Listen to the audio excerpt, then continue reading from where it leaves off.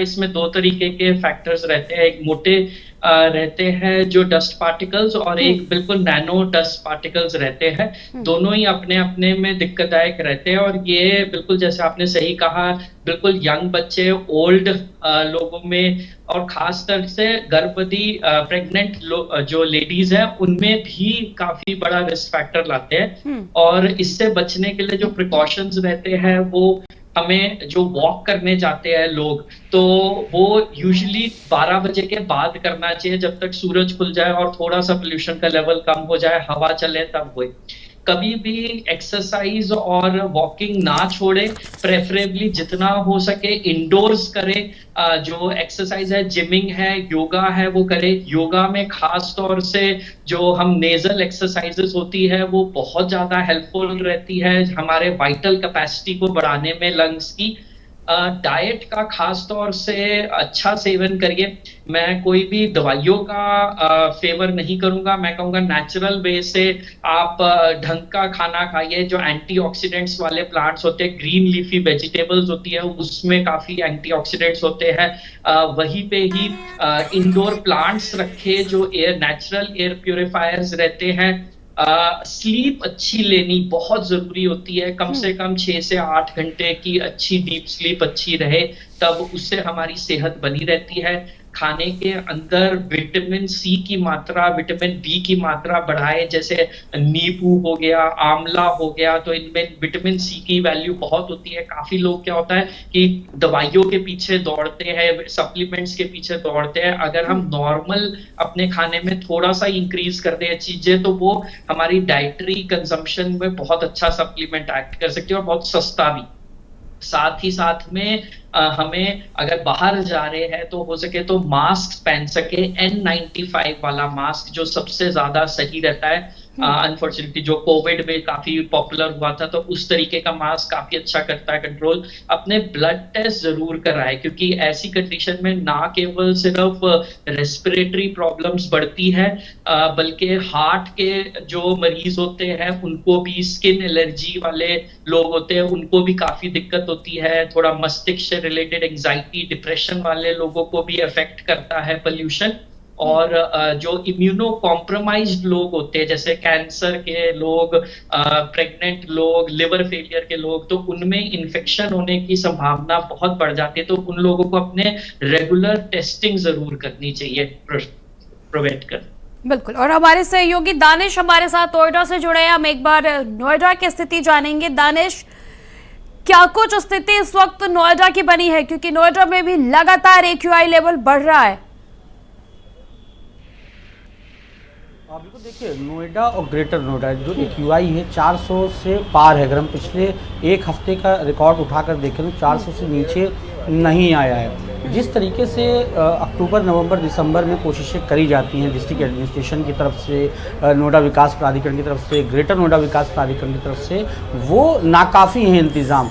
जाहिर सी बात है, आप देख रहे हैं पिछले 10 सालों से NCR में यही चीज़ें बनी हुई हैं। इसी तरीके के हालात अक्टूबर, नवंबर, दिसंबर और जनवरी में होते हैं। ये कोई एक दिन की प्रैक्टिस नहीं है, यानी एक दिन की प्रैक्टिस करके एक दिन में, एक महीने में आप इस पोल्यूशन को कम नहीं कर सकते हैं। ये लॉन्ग प्रैक्टिस है, आपको पूरे साल काम करना पड़ेगा, उसके बाद जाके आपको नवंबर और दिसंबर में रिजल्ट दिखाई देगा। लेकिन जिस तरीके से अब एडमिनिस्ट्रेशन और नोएडा विकास प्राधिकरण है, तो इनको कोई फिक्र नहीं है, ये सिर्फ और सिर्फ जागते हैं। अक्टूबर के फर्स्ट वीक पे ये जागे थे, तब से ये कोशिशें कर रहे थे, लेकिन कोई रिजल्ट नहीं मिला। AQI 400 से पार जा चुका है। आज की डेट पे इन्होंने 73 टैंकर लिए हैं, यानी ये कहें पैसा भी बर्बाद हो रहा है, पैसा भी लगाया जा रहा है, लेकिन उससे कोई फायदा होता नजर नहीं आ रहा है। जो डॉक्टर्स हैं, जो OPDs हैं अस्पतालों की, वो भरी पड़ी हैं। सबसे ज़्यादा जो इफेक्ट कर रहा है, जो अस्थमा के मरीज़ हैं, उनको सबसे ज़्यादा ये हवा, जो पोल्यूशन है, इसको हम जहरीली हवा कहेंगे, वो इफेक्ट कर रहा है। अब होता क्या है कि हाँ, जब पोल्यूशन अपने रिकॉर्ड स्तर पर बढ़ जाता है, तब जाके अधिकारी जागते हैं। कल भी यहाँ पर जो मुख्य सचिव पर्यावरण हैं मनोज कुमार सिंह, वो यहाँ पर आए थे। उन्होंने बाकायदा मीटिंगें करी, ग्रेटर नोएडा मीटिंग करी, नोएडा मीटिंग करी, बहुत से दिशा निर्देश जारी किए। पिछले साल बाकायदा सुप्रीम कोर्ट ने इसको खुद संज्ञान लेकर उत्तर प्रदेश सरकार, हरियाणा सरकार, दिल्ली सरकार को लताड़ लगाई थी कि आप लोग करते क्या हैं। लेकिन कहीं ना कहीं जब पानी बरस जाता है तो मौसम ठीक हो जाता है, एक्यूआई का जो स्तर है वो नीचे गिर जाता है। जैसे एक्यूआई का स्तर नीचे गिरता है वैसे जो प्राधिकरणों की कोशिशें हैं उनका स्तर भी गिर जाता है, वो आराम से बैठ जाते हैं और इंतजार करते हैं अगले साल का, जब एक बार फिर दम जो है नोएडा गैस चैम्बर में तब्दील हो, लोग जो है जो लोगों की जो आंखों में जलन है वो बढ़ना शुरू हो, तब जाके ये फिर जागते हैं। तो कहीं ना कहीं सरकारों को इसमें कदम उठाना पड़ेगा और ये 1 महीने या 2 महीने में नहीं, पूरे साल जब वो कोशिश करेंगे तब जाके नवंबर और दिसंबर और जनवरी में आम लोगों को एक अच्छी हवा मिल पाएगी। सबसे बड़ी बात, ये एक ऐसा इलाका है कि यहाँ पर जो है सबसे ज्यादा निर्माणाधीन कार्य हैं, सबसे ज्यादा जो इंफ्रास्ट्रक्चर हैं वो बनाए जाते हैं। दानिश, और एक अहम मुद्दा है कि मानकों का ध्यान रख के तमाम तरह के जो कंस्ट्रक्शन है वो किए जाए। आपके पास आएंगे, हमारे साथ राहुल चतुर्वेदी जुड़े हैं जो पर्यावरण विशेषज्ञ हैं। राहुल जी, भी आपने सुना हमारी सहयोगी स्वाति ने दिल्ली से अपडेट दिया, दानिश जो हमारे सहयोगी नोएडा से है, ये महीने आते ही, नवंबर आते ही इस प्रकार से लगातार एक्यूआई बढ़ने लगता है। क्या वजह है कि इसी महीनों में ये बढ़ता है? किस प्रकार से इसको रोका जा सकता है? क्यों कोशिशें नहीं कर पाती हैं इससे संबंधित तमाम जो विभागें हैं? मैम, ऐसा है कि ये जो महीना होता है अक्टूबर के बाद का, या मतलब मिड अक्टूबर के बाद जब हम आते हैं और नवंबर या मोटा मोटी आप मान के दिसंबर में भी, तो उसमें होता ये है कि जो हमारे एटमॉस्फेरिक कंडीशंस होती हैं थोड़ी सी चेंज होती हैं। जो एम्बिएंट एयर क्वालिटी की कंडीशन होती है वो थोड़ा सा चेंज होती है। उसमें ये होता है कि हमारे जो एम्बिएंट एयर का टेम्परेचर है, जो बाहरी वातावरण का जो तापमान है, तेजी से गिरता है और कहीं ना कहीं हमारे जो एटमॉस्फेयर है, बरसात के बाद जो बारिश की बूंदें होती हैं या जो होती हैं, ये लो टेम्परेचर के कारण जो है ये सतह की तरफ बढ़ना चालू करती हैं। कंडेंसेशन होकर, इनका संघनन होकर ये सतह की तरफ बढ़ना चालू होती है। तो इससे एटमॉस्फेयर में एक इन्वर्जन का एक एटमॉस्फेयर बन जाता है। मतलब जो भी चीजें एटमॉस्फेयर में है वो डाइल्यूट नहीं हो पाती हैं, वो कहीं ना कहीं लोअर एटमॉस्फेयर में ही कंडेंस होती रह जाती हैं। अच्छा, हमारे जो निचला वातावरण है या निचला जो पर्यावरण का जो पार्ट है, जो एटमॉस्फेयर का पार्ट है, उसमें तमाम धूल के कण होते हैं, वाटर ड्रॉपलेट्स होती हैं, माइन्यूट वाटर ड्रॉपलेट्स होती हैं। धूल के कण वाटर ड्रॉपलेट्स पे इकट्ठा होते हैं और कहीं ना कहीं जो हमारे लंग्स में, जहाँ पे हम जब सांस लेते हैं, हमारे जो मुंह से या नाक के माध्यम से हवा जब अंदर लंग्स की तरफ जाती है, तो वो जो सांस होती है, that is the mixture of different gases in the air. तो बहुत सारी गैसेस का मिक्सचर होता है, उसके कार्बन डाइऑक्साइड या ऐसी चीजें बढ़ जाती हैं जो हमारे लंग्स के सतह पे जाके इरिटेशन पैदा करें, तो हमको सांस लेने की प्रॉब्लम होने लगती है, कहीं ना कहीं खांसी आने लगती है। और ये मैं भी बताना चाहूंगा कि हमारे वातावरण में कार्बन डाइऑक्साइड जो होती है उसका लंग्स में घुलने की जो क्षमता है वो ऑक्सीजन की तुलना में 8 गुना ज्यादा है। तो कहीं ना कहीं अगर हम एटमॉस्फेयर में गैसेस का डाइल्यूशन नहीं हो पा रहा है तो हमारे बॉडी में ऑक्सीजन इंटेक भी अफेक्टेड होगा। जैसा भी डॉक्टर साहब ने बताया कि ऑक्सीजन का इंटेक जब अफेक्टेड होगा तो कहीं ना कहीं हमारा ब्रेन अफेक्टेड होगा, ब्रेन अफेक्टेड होगा तो वाइटल ऑर्गन्स भी अफेक्टेड होंगे। इसलिए ये बहुत बड़ी प्रॉब्लम है और ये हर साल इस मौसम में इस टाइप का टेम्परेचर बनता है। चाहे वो लखनऊ हो, लखनऊ की भी एयर क्वालिटी इंडेक्स इस समय खराब चल रही है। लखनऊ में जैसे हजरतगंज हो गया, आपका अलीगंज का इलाका, कपूरथला का इलाका हो गया, या गोमती नगर पत्रकार का इलाका हो गया, जहाँ पे वेहिकुलर मूवमेंट बहुत ज्यादा है। तो वहाँ पे 2 सोर्सेज ऑफ इमिशन काफी बढ़ जाते हैं। एक तो टेल पाइप इमिशन बढ़ जाता है, गाड़ियों के टेल से निकलता हुआ धुआं जो है उसकी कंसंट्रेशन बढ़ जाती है, जिसमें डीजल ड्रिवन व्हीकल होती हैं, पेट्रोल ड्रिवन व्हीकल होती हैं, और जो क्लीनर फ्यूल से ड्रिवन व्हीकल हैं उनके भी कुछ अपने प्रोस एंड कॉन्स हैं रिलेटेड टू पोल्यूशन। तो दूसरी चीज क्या है कि जो जैसे हजरतगंज का चौराहा हो गया या कपूरथला का चौराहा हो गया, यहाँ पे ट्रैफिक टाइम में भी या लाल सिग्नल टाइम में भी हम लोग को ये ध्यान देना चाहिए, ट्रैफिक डिपार्टमेंट के लोगों को, कि कोशिश करें कि लोगों को एक अवेयरनेस दें कि अगर 2 मिनट 3 मिनट का सिग्नल हो रहा है तो गाड़ी को स्विच ऑफ कर दें। तो गाड़ी को स्विच ऑफ करेंगे तो उसमें नॉइज उस टाइम नहीं रहेगा, वाइब्रेशन नहीं रहेगा, और नॉइज और वाइब्रेशन अगर नहीं है तो डस्ट जो जमीन से उस नॉइज और धूल के मतलब जो टेल पाइप इमिशन निकल रहा है उससे जो धूल उड़ के अपर एटमॉस्फेयर में आ रही है तो कहीं ना कहीं सेटल रहेगी।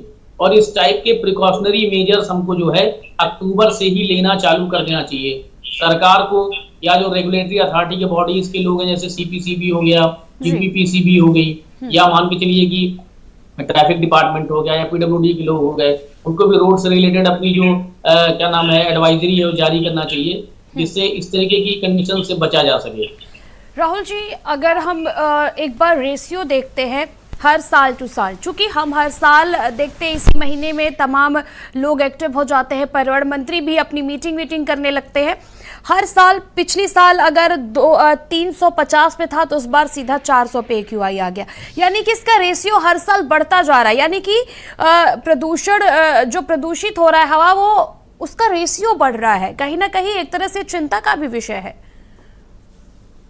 अगर आप 1990 के दशक की दिल्ली को याद करें, मतलब अर्ली 90s या लेट 90s की बात करें, तो दिल्ली एक ऐसी जगह थी जहां पे पेड़ पौधों का जो ग्रीन कवर था बहुत कम था। नोएडा डेवलपमेंट अथॉरिटी नया डेवलप कर रही थी चीजों को, लेकिन अगर आज आप देखें तो वहां पे पेड़ पौधों का कवर कितना बढ़ाया गया है, ग्रीनरी कितनी अच्छी है। लोगों के अंदर एक मास लेवल पे अवेयरनेस है कि हम पेड़ नहीं काटेंगे, खुले में हरी पत्तियां नहीं जलाएंगे, खुले में कूड़े को नहीं जलाएंगे। अब जैसे अगर अभी आप मान के चलिए आजादपुरा साइड पे जहाँ पे कोयले के मतलब ये वेस्ट के पूरे पहाड़ लगे हुए हैं, हो सकता है वहां पे भी ओपन वेस्ट बर्निंग चल रहा हो, कूड़ा जल रहा हो। कूड़ा जलने से भी तमाम इन्वायरमेंट से रिलेटेड प्रॉब्लम्स आती है, क्योंकि एक तो टेम्परेचर आपका इस वक्त ऐसा है कि हवा चल नहीं रही है, गैसेज जो है वो डाइल्यूट हो नहीं रही है, और हवा के कारण गैसेज का जो मूवमेंट है वो बिल्कुल रिस्ट्रिक्टेड है हवा ना होने के कारण।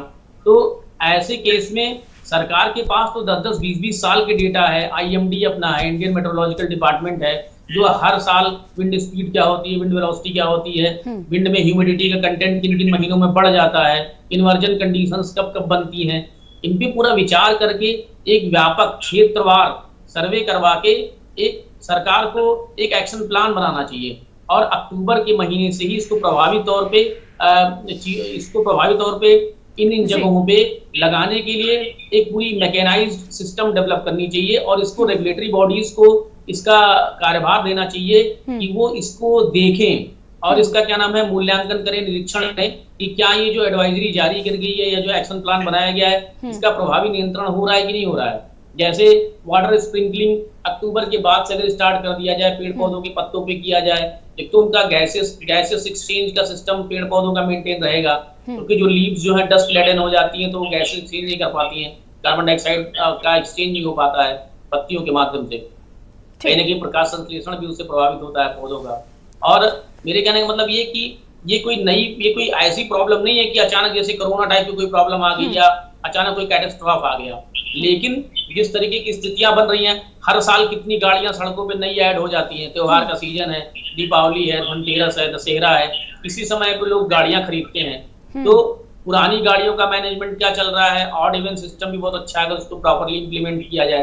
प्लस जो है अगर नई गाड़ियां मार्केट में आ रही हैं, बिल्कुल राहुल जी, हम आपके पास आएंगे, हमारे साथ डॉक्टर सलील जुड़े हुए हैं। डॉक्टर, हम इसको बहुत आसानी से नहीं रोक सकते, यही वजह है कि लोग अपने देखिए स्वास्थ्य को लेके गंभीर है, लोग तमाम तरह के प्रिकॉशंस आजमा रहे हैं, लेकिन क्या कुछ पर्टिकुलर चीज़ें हैं जिसको हम पहले से अप्लाई करके अपनी इम्यून सिस्टम स्ट्रॉन्ग कर सके, स्पेशली जब रेस्पिरेटरी पे इसका ज़्यादा इफेक्ट पड़ता है, किड्स इससे अफेक्टेड होते हैं, तो क्या कुछ प्रिकॉशंस हम पहले से लेके हमारी इम्यूनिटी इतनी स्ट्रॉन्ग हो, हम इतने स्ट्रॉन्ग हो कि अगर ऐसी चीज़ें आती भी हैं तो हम थोड़ा प्रिकॉशन लेकर के हेल्दी रह सके। आंखों की दिक्कतें हो रही है, OPDs में लाइन लग रही हैं लोगों की। तो बिल्कुल सही बात है, मदर नेचर से तो लड़ना बहुत मुश्किल है, हम सिर्फ कई चीजें प्रिवेंट ही कर सकते हैं। तो जैसे मैंने कहा कि ये चीज मल्टी ऑर्गन्स को अफेक्ट करती है, ना केवल सिर्फ रेस्पिरेटरी। तो रेस्पिरेटरी सिस्टम जो सांस की दिक्कत है उससे शुरू करें तो हम उसके लिए प्राणायाम और योगा में बिल्कुल हम कर सकते हैं, एक्सरसाइज कर सकते हैं, जिससे हमारा नेजल पैसेज जो है काफी ओपन रहे और हम ढंग से सांस ले पाए, हमारे जो लंग्स की वाइटल कैपेसिटी है, सांस लेने की प्रक्रिया है, वो बढ़ जाए, तो हमें सांस लेने में प्रॉब्लम ना हो।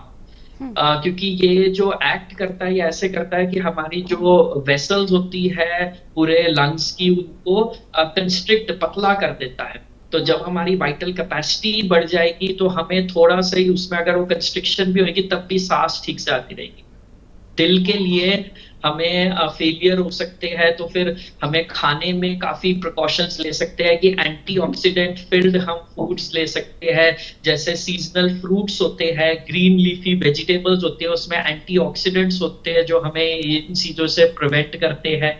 हमें मेडिकली जैसे अगर मैं आपको बताऊं कि स्लीप बहुत बड़ा एक इम्पॉर्टेंट चीज है, जो बहुत लोग उसको कम अहमियत देते हैं। 6 से 8 घंटे डीप स्लीप, अच्छी स्लीप होनी चाहिए, जो हमारे पूरे बॉडी में ग्रोथ फैक्टर जो हमारा हार्मोन होता है उसको इंक्रीज करता है, थायराइड का इंक्रीज करता है, जिससे मेटाबॉलिज्म ठीक रहता है और हमें इम्यूनिटी बढ़ती है।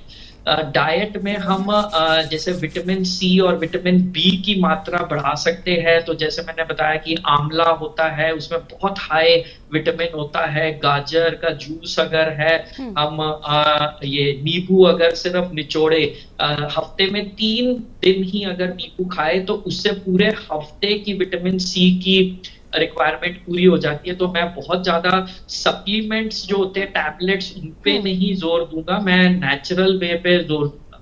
इसको छोड़ के हमें वॉकिंग करनी चाहिए 20 मिनट सुबह और शाम को, बट ये वॉकिंग दिन में करें 12 बजे के बाद, जब थोड़ा सा मौसम खुल जाए, या हम होम में एक्सरसाइजेस करें, कार्डियक एक्सरसाइजेस करें, जो दौड़ने की, जॉगिंग की, स्टेशनरी जॉगिंग की, वो करें।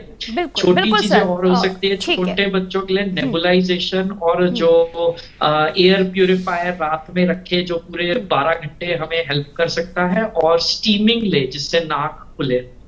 ठीक है, और ये एक अहम मुद्दा है और चर्चा चिंता का विषय भी है। फिलहाल आप सभी का तमाम जानकारी के लिए बहुत बहुत शुक्रिया। बढ़ते AQI ने सबकी चिंता बढ़ा दी है, खास करके बच्चों और बुजुर्गों की। जैसा कि डॉक्टर ने कहा कि हम इसको प्रिवेंट ही कर सकते हैं, ये नेचुरल प्रॉब्लम है नेचर की, तो हम इससे कोई परमानेंट निजात तो नहीं पा सकते, लेकिन प्रिवेंट करते हैं। तो मैं उम्मीद करती हूँ कि जिस प्रकार से प्रिकॉशन डॉक्टर ने बताया या फिर हमारे पर्यावरण विशेषज्ञ ने बताया, आप सभी आजमाएंगे और स्वस्थ रहेंगे। फिलहाल हमारे इस खास सेगमेंट में इतना ही, बने रहिए भारत समाचार।